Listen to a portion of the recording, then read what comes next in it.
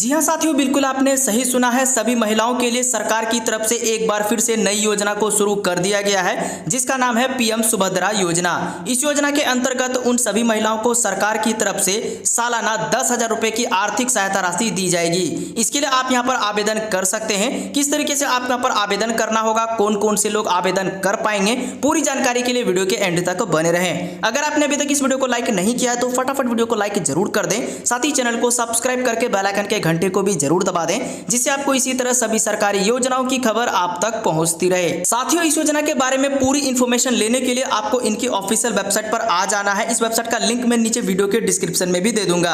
यहां पर आने के बाद आपके सामने कुछ इस प्रकार इनका पोर्टल खुल करके आ जाता है। आप यहां पर स्क्रॉल डाउन करके नीचे आएंगे तो यहां पर इस योजना के बारे में पूरी जानकारी दी गई है। जैसे कि यहां पर एलिजिबिलिटी क्राइटेरिया के बारे में बताया गया है, एप्लीकेंट चेकलिस्ट के बारे में बताया गया है, साथ ही किस तरीके से आप यहां पर अप्लाई करना है उनके बारे में भी बताया गया है। तो सबसे पहले यहां पर आपको बता देता हूं कि किस तरीके से आपको यहाँ पर अप्लाई करना है, फिर मैं आपको आगे ये दोनों के बारे में बताऊंगा। तो सिंपली आपको मोर वाले ऑप्शन पर आपको यहाँ पर क्लिक कर देना है। यहाँ पर आप जैसे क्लिक करेंगे तो आपके सामने यहाँ पर इस तरीके से खुल करके आ जाएगा। तो यहाँ पर जब पूरा जो डिटेल दिया गया है वहाँ पर पूरा इंग्लिश में देखने को मिल जाता है। तो मैं यहाँ पर आपको समझाने के लिए हिंदी में कन्वर्ट कर लेता हूँ। जैसा कि देख सकते हैं मैंने यहाँ पर इनको पूरा हिंदी में कर दिया है, जिससे कि मैं आपको अच्छे से समझा सकूं। यहाँ पर देखिए आवेदन की प्रक्रिया के बारे में बताया गया है। यहाँ पर पहले पॉइंट में बताया गया कि सभी पात्र महिलाओं को योजना के अंतर्गत लाभ प्राप्त करने के लिए आवेदन करना होगा, यानी कि इस योजना का लाभ लेने के लिए आपको आवेदन करना पड़ेगा।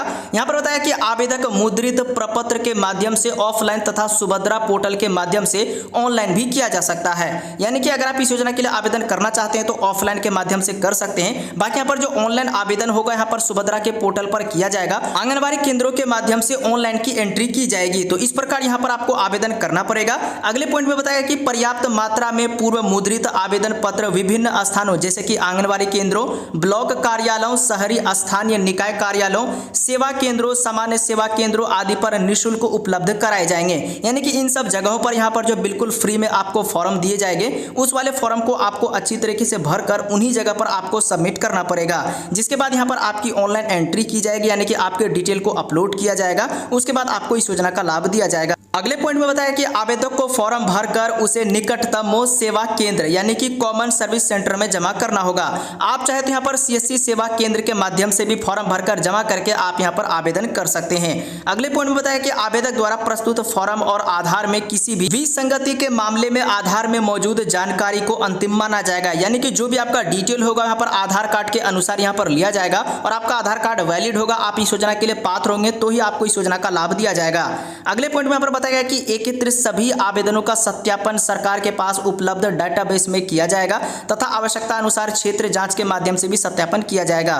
तो इस तरीके से यहाँ पर आपका जो डिटेल वहां पर उनका जांच किया जाएगा अप्लाई करने के बाद। बाकी यहाँ पर जो क्षेत्र होते हैं वहां पर जांच के माध्यम से भी सत्यापन किया जाएगा। अगले पॉइंट में बताया कि सभी आवेदकों को सुभद्रा के तहत अपनी पात्रता के बारे में स्वयं प्रमाणित करना होगा, यानी कि आप लोगों को स्वयं प्रमाणित वाला फॉर्म भी भरना पड़ेगा। बाकी यहाँ पर ई-केवाईसी के लिए बताया गया कि पसंदीदा तरीका चेहरा यानी कि प्रमाणीकरण किया जाएगा, यानी कि आपका लाइव वहां पर जो फोटो लिया जाएगा जहां पर आप आवेदन करने के लिए जाएंगे, जिससे कि आपका जो भी डिटेल वहां पर मैच किया जा सके और यहां पर आपका ई-केवाईसी कंप्लीट किया जा सके। अगले पॉइंट में यहां पर बताया कि लाभार्थी सुभद्रा योजना से बाहर निकलने का विकल्प चुन सकता है, यानी कि अप्लाई करने के बाद अगर आप इस योजना को छोड़ना चाहते हैं तो वो भी आप यहां पर कर सकते हैं। अब बात करते हैं दोस्तों एप्लीकेशन चेकलिस्ट के बारे में, यानी कि अप्लाई करते समय आपको किन किन बातों का ध्यान रखना है। सिंपली आपको मोर वाले ऑप्शन पर आपको यहाँ पर क्लिक कर देना है। जैसा कि आप लोग देख सकते हैं मैंने यहाँ पर इनको हिंदी में कन्वर्ट कर लिया है आपको समझाने के लिए। तो यहाँ पर बताया कि सुभद्रा के तहत लाभ प्राप्त करने के लिए आवश्यकताएं, तो यहाँ पर ए वाले पॉइंट में बताया कि जो महिलाएं पात्र हैं और जिन्होंने सुभद्रा के अंतर्गत लाभ प्राप्त करने के लिए आवेदन किया है उन्हें इन सब बातों का ध्यान रखना पड़ेगा।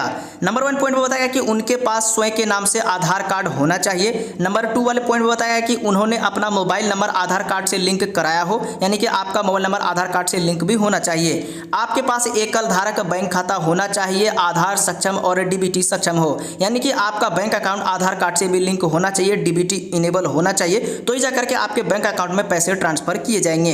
बी वाले पॉइंट में बताया कि यदि आवेदक के पास आधार संख्या नहीं है तो उसके आधार कार्ड में डेटा मेल नहीं खाता है तो वह स्वयं को आधार के तहत नामांकित कराना होगा। आवश्यकता अनुसार जानकारी को सही करना होगा। यानी कि अगर आपका आधार कार्ड में किसी भी प्रकार का मिसमैच, यानी कि अगर आपका मेल नहीं खा रहा है डेट ऑफ बर्थ में या नेम में, कोई स्पेलिंग में, तो आपको वो पहले ठीक कराना होगा, तभी जाकर के आप यहाँ पर आवेदन कर पाएंगे। साथ ही यहाँ पर सी वाले पॉइंट में बताया कि यदि आवेदक के पास एकल धारा या फिर आधार सक्षम और डीबीटी सक्षम बैंक खाता नहीं है तो इस तरीके का जो भी प्रॉब्लम, यानी कि आपका बैंक अकाउंट डीबीटी इनेबल नहीं है या आपके पास खुद का बैंक अकाउंट नहीं है, तो ये सब का भी काम आपको यहाँ पर करवाया। जैसे कि देखिए, एकल बैंक खाता खोलना, खाते को आधार से सक्षम बनाना, बैंक खाते को डीबीटी से सक्षम बनाना, ई-केवाईसी पूरा करना, ये सभी भी काम यहाँ पर करवाए जाएंगे। ये सब आप कंप्लीट कर लेंगे, यानी कि लिंक वगैरह हो जाएगा, तब आपको आवेदन करना है। डी वाले पॉइंट में बताया कि वर्ष 2024-25 में सभी लाभार्थियों को योजना के शुभारंभ की तिथि से अनुमोदन की तिथि की परवाह किए बिना सुभद्रा के अंतर्गत 10,000 रुपए का पूर्ण लाभ प्राप्त होगा। यानी कि इस योजना के लिए आप आवेदन करते हैं तो आपको सरकार की तरफ से सालाना 10,000 रुपए की आर्थिक सहायता राशि ट्रांसफर की जाएगी। अब बात करते हैं एलिजिबिलिटी क्राइटेरिया के बारे में कि कौन कौन लोग इस योजना के लिए आवेदन कर सकते हैं और कौन कौन सी महिलाएं इस योजना के लिए आवेदन नहीं कर सकती है। सिंपली आपको मोर वाले ऑप्शन पर आपको यहाँ पर क्लिक कर देना है। तो यहाँ पर देख सकते हैं कि इस योजना की पात्रता के बारे में बताया गया, यानी कि कौन कौन सी महिलाएं इस योजना के लिए पात्र होंगे। तो यहाँ पर ए वाले पॉइंट में बताया कि आवेदक उड़ीसा का निवासी होना चाहिए, यानी कि अगर आप यहाँ पर उड़ीसा राज्य से हैं, उड़ीसा की जितनी भी महिलाएं हैं वो इस योजना के लिए आवेदन फॉर्म भर सकती है। अगर आप ये वीडियो किसी दूसरे राज्य से देख रहे हैं तो आप लोग हमें नीचे कमेंट बॉक्स में जरूर बताएं। बी वाले पॉइंट में बताया कि आवेदक को राष्ट्रीय खाद्य सुरक्षा अधिनियम NFSA, राज्य खाद्य सुरक्षा योजना SFSS के अंतर्गत आना चाहिए। अगर आप इन सब के अंतर्गत भी नहीं आते हैं, यानी कि कार्ड के बिना भी परिवार की महिला इस योजना के लिए आवेदन कर सकती है, अगर उनकी पारिवारिक आय 2.5 लाख रुपए से कम होना चाहिए। सी वाले पॉइंट में बताया कि योजना के तहत पात्र होने के लिए आवेदक की आयु योग्यता तिथि के अनुसार 21 वर्ष से अधिक और 60 वर्ष से कम होनी चाहिए। आधार कार्ड में दर्ज जन्म तिथि को उनकी आयु की गणना के लिए अंतिम माना जाएगा, यानी कि जो भी आपका एज काउंट किया जाएगा वो आपके आधार कार्ड के अनुसार यहाँ पर एज को काउंट किया जाएगा।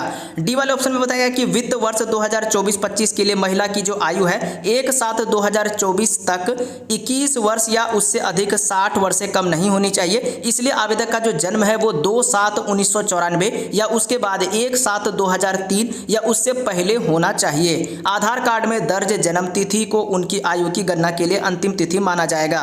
ई वाले पॉइंट में बताया कि वर्ष 2024-25 के लिए यदि कोई महिला 1/7/2024 के पश्चात 21 वर्ष की आयु प्राप्त करती है तो उसे योजना अवधि के शेष वर्षों के लिए 10,000 रुपए प्रति वर्ष मिलेंगे। यानी कि आप लोगों को सालाना सरकार की तरफ से आर्थिक सहायता राशि 10,000 रुपए दिए जाएंगे। वर्ष 2024-25 में 1/7/2024 के पश्चात 60 वर्ष की आयु पूरी करने वाली महिलाओं को योजना अवधि के शेष वर्षों के लिए लाभ नहीं मिलेगा। आई होप मैंने आपको इस योजना के बारे में पूरी जानकारी दे दिया है। अगर आपको ये वीडियो हेल्पफुल लगा है तो वीडियो को एक लाइक जरूर कर दे और इस वीडियो को आगे भी जरूर शेयर कर दे ताकि और भी लोगों को जानकारी मिल